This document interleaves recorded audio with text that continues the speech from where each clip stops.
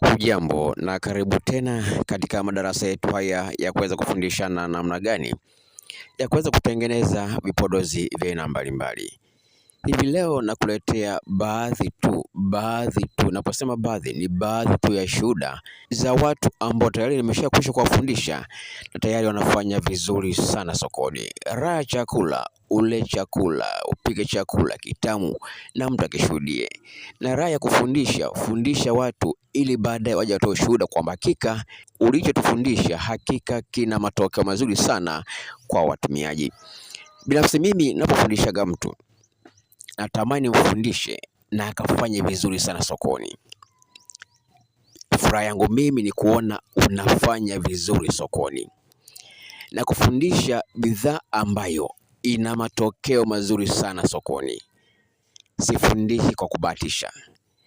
Furaha yangu mimi ninapokuona unafanya vizuri sana sokoni, ndo furaha yangu.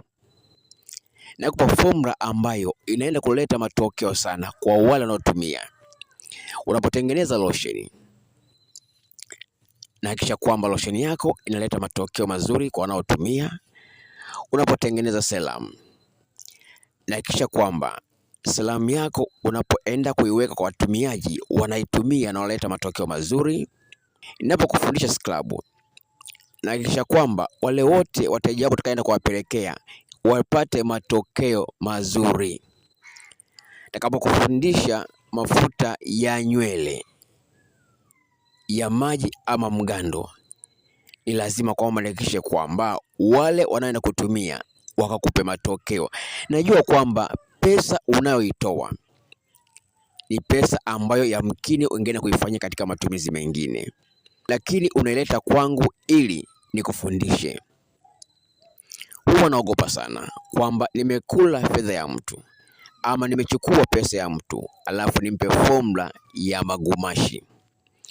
Unapotoa pesa yako ili nikufundishe na kufundisha formula inayotakiwa, sikupi formula ili mradi nimekula pesa. Nafsi yangu huwa inanisuta. Sasa hizi ni shuhuda, baadhi tu ya shuhuda za watu ambao nimewafundisha na bidhaa zao zinafanya vizuri sana sokoni, wanakimbiza mbaya.